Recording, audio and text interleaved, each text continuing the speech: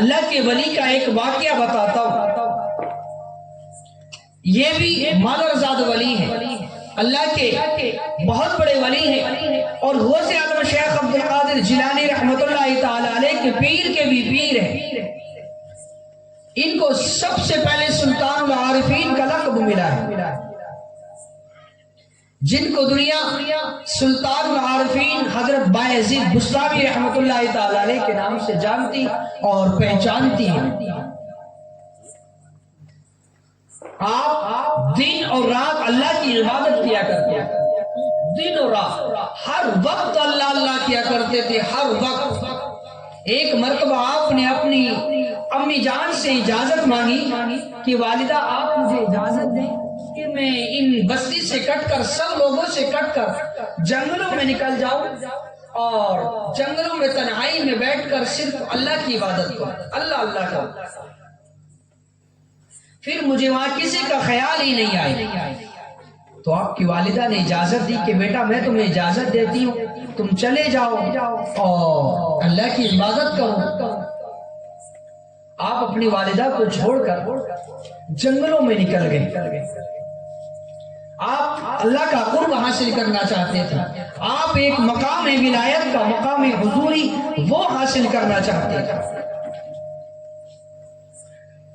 جب آپ جنگلوں میں نکل گئے، ایک روایت کے مطابق آپ نے 12 سال تک جنگلوں میں اللہ کی عبادت کی، اور ایک روایت کے مطابق آپ نے 40 سال تک جنگلوں میں اللہ کی عبادت کی. اور صوفیان کرام لکھتے ہیں کہ جب بایزید بستامی رحمۃ اللہ تعالی علیہ کسی ایک جنگل میں رہتے رہتے کافی ٹائم ہو جاتا تو آپ کو یہ خوف ہوتا کہ یار کہیں یہاں پر بھی لوگ نہ پہنچ جائیں، لوگوں کو پتہ نہیں چل جائے کہ میں یہاں پر ہوں اور لوگ یہاں پر آ کر میرا ٹائم ویسٹ نہ کر دیں. تو آپ اس ڈر سے جنگل چینج کر دیا کرتے ہیں.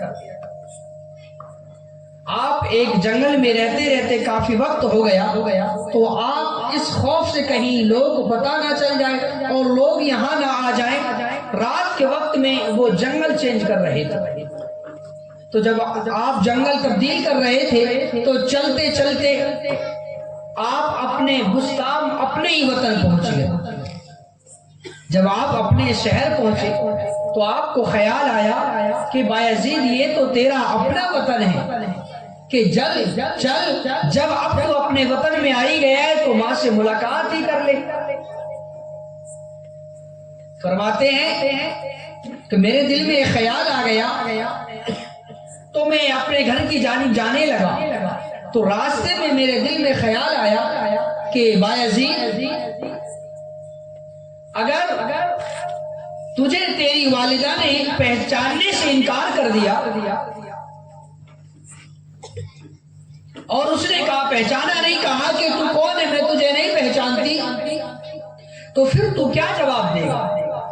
سوچنے لگے، کہنے لگے یہ جواب دے دوں گا، یہ بات یاد دلاؤں گا کہ ماں میں آپ کا ہی بیٹا ہوں.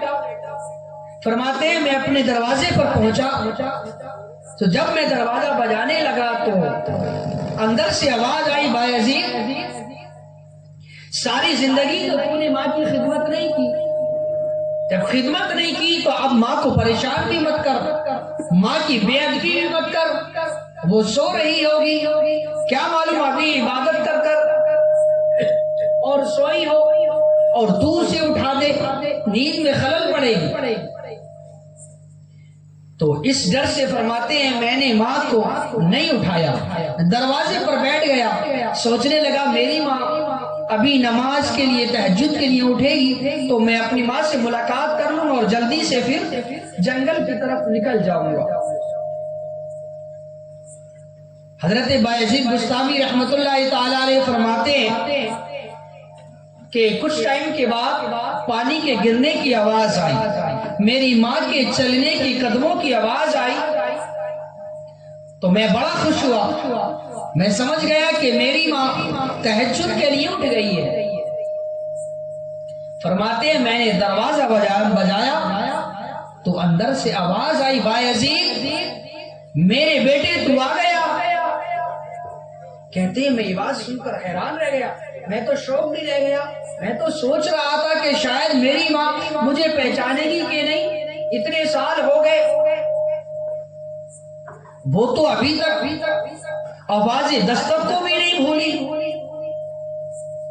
فرماتے ہیں میری ماں نے دروازہ کھولا اور قریب آئی تو میرے چہرے پر ہاتھ پھیرا اور کہا بیٹا تو آ گیا۔ کہا بیٹا تو دیکھ تو نے اپنا کیا حلیہ بنا رکھا ہے، لمبے لمبے بال بکھر گئے، کپڑے پھٹ گئے۔ کہا ماں مجھے اتنا وقت ہی نہیں ملا، مجھے اس کا خیال ہی نہیں آیا اللہ کی عبادت کے سوا کہ میں اپنے ظاہر کو دیکھتا، اپنے ظاہر کو سنوارتا، مجھے اتنا وقت ہی نہیں ملا۔ تو ماں نے کہا بیٹا تو جس کام کے لیے گیا تھا اللہ تجھے مل گیا؟ کہا ماں نہیں ملا۔ ماں ہوتی ہے، تڑپ گئی کہ اتنے سال ہو گئے، بال بڑھ گئے، لمبے لمبے ہو گئے، بکھر گئے، کپڑے پھٹ گئے، حلیہ چینج ہو گیا اور اللہ نہیں ملا۔ ماں نے فوراً ہاتھ اٹھا دیے اور عرض کی یا رب کریم یہ میرا بیٹا جو مقام چاہتا ہے تو اسے وہ مقام عطا کر دے۔ حضرت بایزید بستامی رحمت اللہ تعالی علیہ فرماتے ہیں ماں کی یہ دو جملے کہنے تھے، رب کعبہ کی قسم میں جو مقام چاہتا تھا اللہ نے مجھے وہ مقام عطا کر دیا۔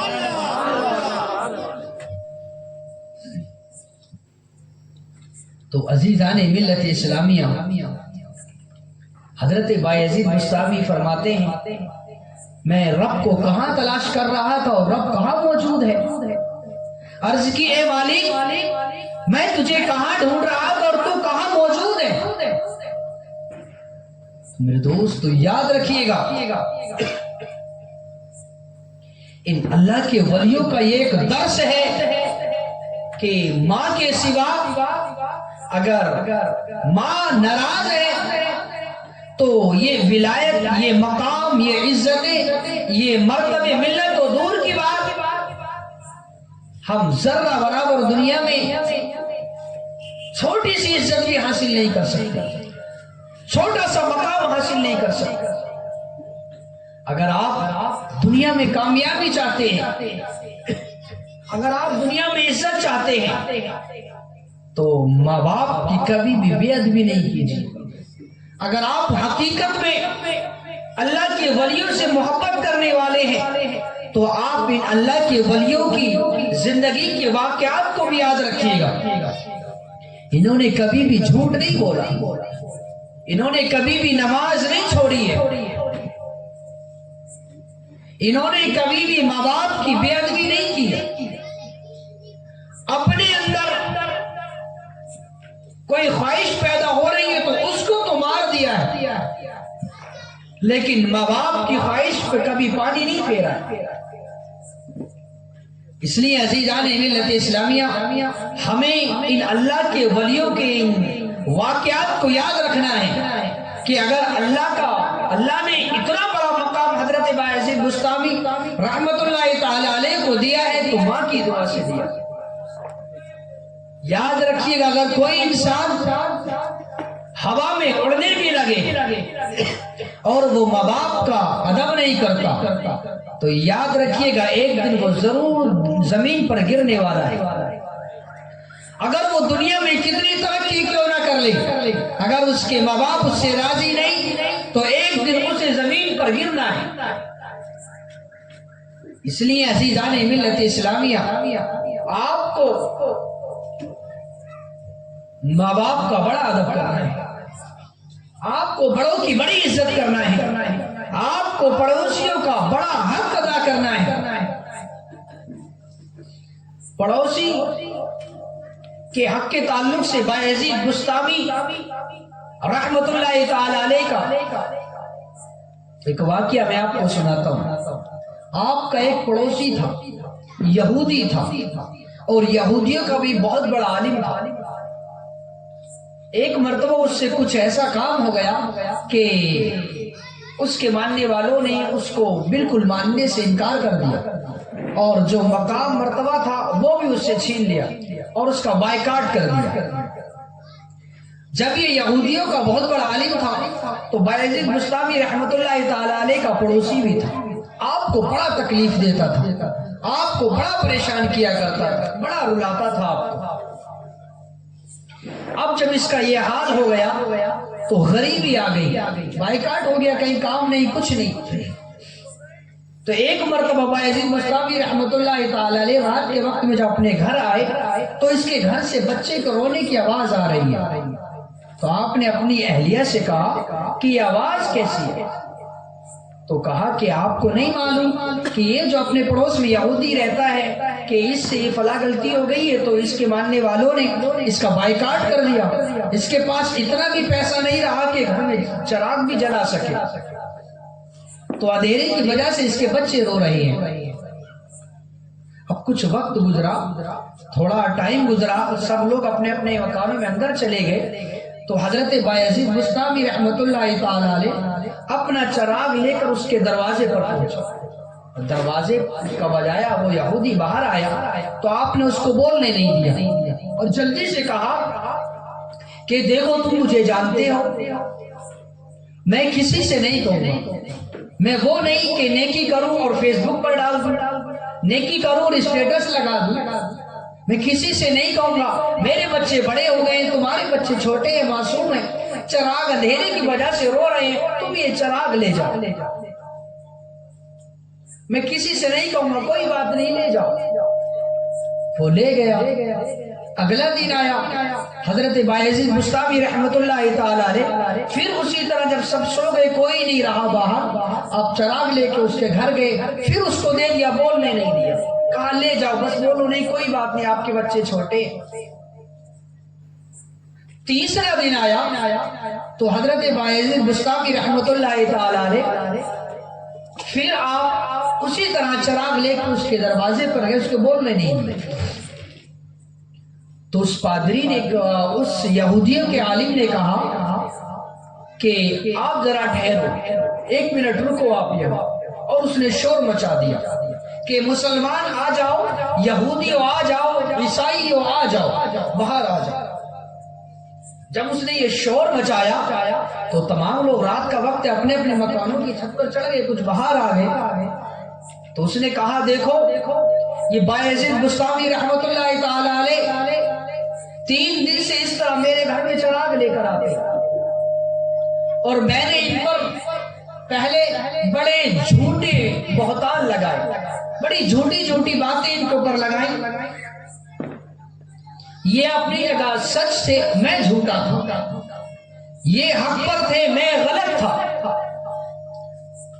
اور یہ بھی سچے ہیں, ان کا رب بھی سچا ہے اور ان کے نبی بھی سچے ہیں.